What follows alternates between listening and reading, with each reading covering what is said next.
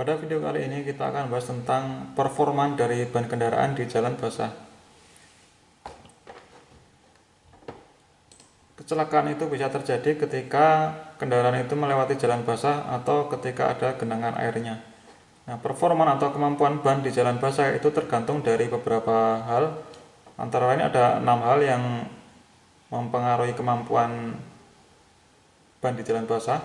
Yang pertama adalah tekstur permukaan jalan. Yang kedua adalah kedalaman air dalam jalan itu. Yang ketiga adalah bentuk atau pola kembangan. Yang keempat adalah kedalaman kembangan atau kembangan itu artinya adalah alur ban. Yang kelima adalah material dari tread. Treadnya itu berarti tapak bannya, materialnya. Yang keenam adalah mode operasi ban, apakah dia free rolling, ataukah dia pengereman atau braking, ataukah dia mengalami percepatan atau accelerating, atau dia membelok atau cornering. Jadi ada beberapa faktor yang mempengaruhi kemampuan ban. Bisa kita bagi menjadi 3. Yang pertama dari sisi jalannya, yang kedua adalah dari sisi bannya sendiri, yang ketiga adalah dari sisi pengemudi, dia adalah mode operasi.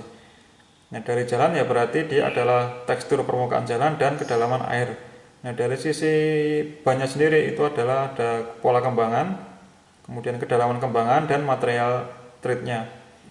Nah, yang dari sisi pengemudi itu adalah mode operasinya, apakah dia free rolling, braking, accelerating, atau cornering. Nah, untuk meningkatkan performa ban di jalan yang basah itu satu-satunya cara adalah kita harus berusaha menyingkirkan air dari kontak ban sebanyak mungkin. Nah, dengan menyingkirkan air sebanyak mungkin itu berarti kita bisa meningkatkan performa dari ban di jalan basah.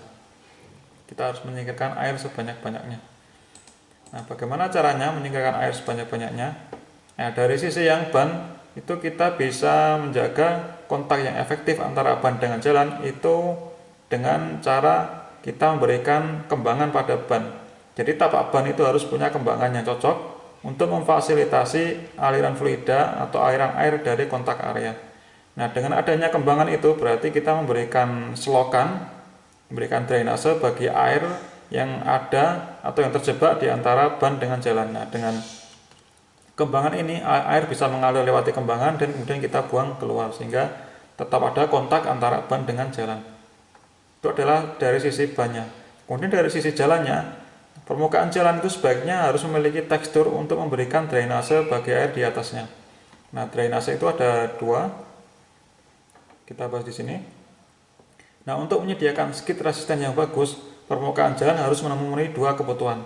Skid resisten itu artinya kemampuan untuk mencegah skid. Nah, jadi kita usahakan kan jalan itu bisa mencegah ban dari skid atau dia sliding. Sliding kan dia bahaya, kendaraan tidak terkontrol bisa menyebabkan kecelakaan. Nah, dari sisi jalan itu harus memenuhi 2 kebutuhan. Yang pertama adalah open macro texture, yaitu untuk memfasilitasi gross draining. Ini adalah untuk memberikan gross draining artinya dia drainase yang bagus bagi jalan, sehingga ketika jalan itu terkena hujan, air itu tidak ada yang tersisa di jalan, dia dengan cepat dia dialirkan ke selokan-selokan. Nah, itu adalah gross draining, dia mengalirkan air dalam jumlah yang banyak. Itu dari sisi jalan yang pertama. Nah, dari sisi jalan yang kedua itu adalah micro harshness, artinya tekstur dari jalan itu harus menghasilkan titik runcing. Jadi bentuknya itu kalau sudah secara mikrometer, cara yang sangat kecil itu bentuknya dia harus runcing-runcing. Karena dengan bentuk yang runcing tersebut itu dapat menghilangkan lapisan air yang tersisa. Nah, jadi yang pertama adalah gross drainase, yang kedua adalah micro drainase. Gross draining berarti dia dalam jumlah yang banyak, kalau yang mikro itu adalah bentuk secara mikro, yaitu supaya ada bentuk yang runcing-runcing supaya bisa menghilangkan lapisan air yang ada yang tersisa. Nah, dengan tidak adanya lapisan air itu berarti kontak antara permukaan ban dengan jalan akan semakin bagus. Itu adalah cara untuk menghilangkan air baik dari sisi bannya maupun dari sisi jalannya. Nah, efek dari pola kembangan dan kecepatan ban pada performa pengereman dari ban pada berbagai macam permukaan basah telah banyak diteliti secara eksperimen. Jadi apa pengaruh kembangan, apa pengaruh kecepatan dan kecepatan terhadap pengereman ban pada berbagai macam permukaan jalan basah. Nah, artinya itu sudah banyak diteliti. Nah, ini gambar yang kita lihat nanti yaitu gambar 147 dan 148 itu memperlihatkan variasi dari nilai koefisien gesek puncaknya dan koefisien gesek slidingnya sebagai fungsi dari kecepatan untuk tiga jenis ban, yaitu yang smooth tire, yang rip tire, dan rip plus shift tire. Smooth tire itu artinya bannya itu ban gundul, jadi dia tidak ada kembangan sama sekali. Kemudian rip tire itu bannya itu ada kembangannya bisa dilihat di Google ya, rip itu seperti apa. Yang jelas ini adalah ada kembangannya rip, tipenya rip. Yang ketiga itu ban rip tapi ditambahi dengan shipping. Jadi yang rip ini ditambah dengan shipping. Shipping itu kalau kita googling itu adalah cara untuk memberikan alur tambahan. Jadi rip itu ban tipe alur rip itu ditambah lagi shipping, yaitu ditambah alur-alur kecil supaya untuk menambah, yang jelas menambah alur pada ban tersebut. Ini dimodifikasi ditambah shipping. Nah, jadi tiga jenis ban ini, yang gundul, kemudian ada ripnya, kemudian ada yang rip dan tambah shipping. Shape itu dilakukan pengeriman pada jalan basah. Nah, jalannya itu bermacam-macam, ada 4, yaitu aspal basah, kemudian quartzite. Ini saya nggak tahu ini tipe jalan seperti apa dia kayak batu nggak tahu ya, batu ya pokoknya. Yang ketiga itu adalah gravel, dia memakai kerikil. Kemudian konkret adalah beton. Jadi keempat jalan ini adalah kondisi basah atau wet. Nah, jadi ketiga ban ini dilakukan pengereman pada keempat jalan basah, kemudian dengan menggunakan variasi kecepatan. Nah, kurvanya adalah sebagai berikut, seperti ini. Ini yang quartzite, ini yang aspal, ini yang gravel, ini yang konkret. Ini adalah koefisien peaknya, mu p adalah koefisien gesek puncaknya. Yang sebelah kanan ini adalah koefisien gesek slidingnya atau kinetiknya. Sama ini quartzite, aspal, gravel, dan konkret.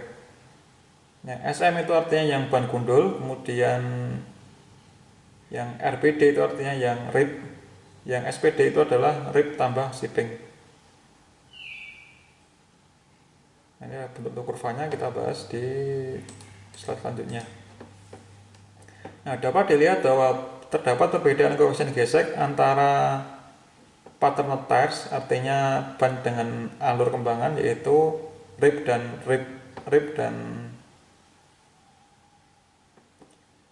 shape, dan smooth tires pada aspal basah dan konkret. Ini adalah dapat dilihat bahwa terdapat perbedaan koefisien gesek baik peak maupun slidingnya pada berbagai macam kembangan yang kita sudah lihat tadi, yaitu yang rip, kemudian yang rip plus shape, maupun yang smooth atau yang gundul pada jalan aspal basah dan konkret.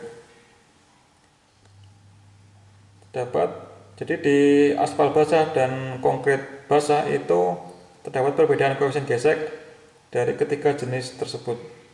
Kita lihat konkret dan aspal. Ini yang quartzite, kita lihat bahwa dia hampir sama dan dia tidak begitu beda dengan fungsi dari kecepatan. Ini adalah kecepatan ya. Ini adalah koefisien geseknya, yang puncaknya, yang ini adalah slidingnya.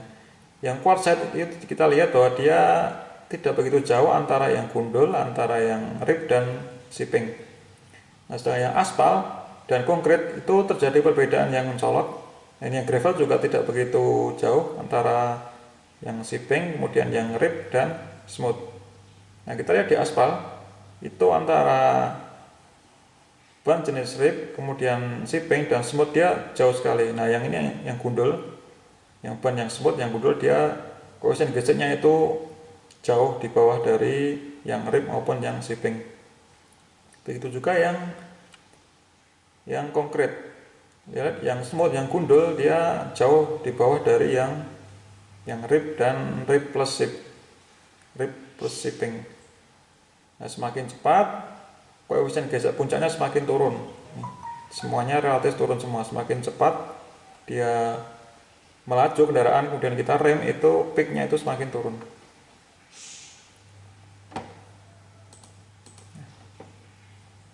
Nah, kita sudah lihat tadi bahwa yang di aspal basah dan konkrit basah itu terjadi perbedaan yang mencolok antara yang ban gundul, kemudian ban dengan kembangan rib, dan ban dengan kembangan rib plus sip.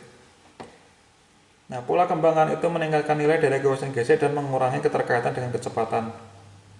Artinya adalah adanya pola kembangan itu koefisien geseknya meningkat. Kita lihat yang aspal dan yang konkrit, lihat. Yang rib itu yang lebih tinggi ya, karena ada kembangannya. Yang sip juga tinggi, ada kembangannya. Sedangkan yang smooth tidak ada kembangan, dia jauh di bawah. Sehingga dengan adanya kembangan di jalan yang basah itu meningkatkan koefisien gesek dari ban. Kita lihat di sini.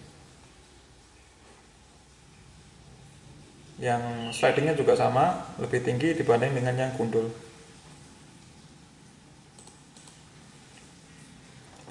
Nah, akan tetapi kembangan ban memiliki pengaruh yang kecil pada quartzite surface dan koefisien gesek yang tinggi diperhatikan pada seluruh range kecepatan.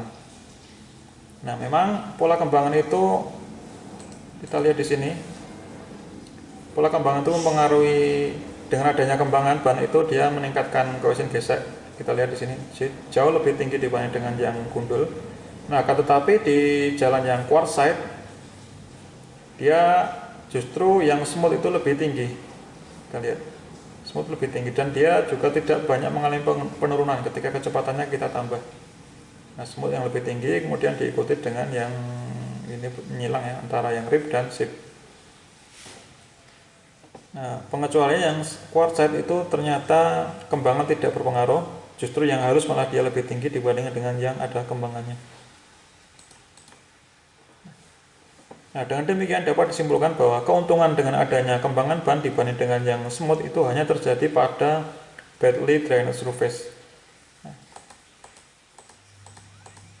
Nah, ketika jalan itu drainasenya itu jelek, itu dengan ban kembangan itu sangat bermanfaat sekali. Contohnya di aspal dan konkrit.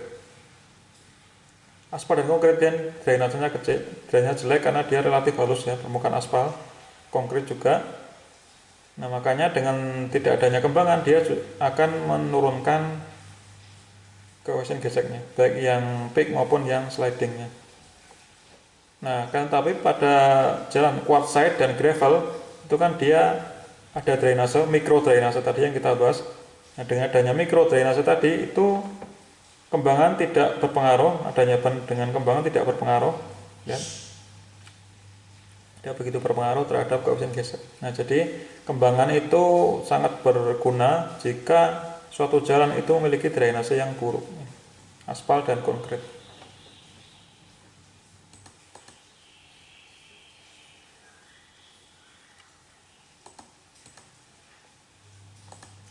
Nah, saya kira cukup sekian dulu supaya tidak terlalu banyak yang saya omongkan. Kita lanjut di video selanjutnya. Terima kasih, sampai ketemu di video selanjutnya.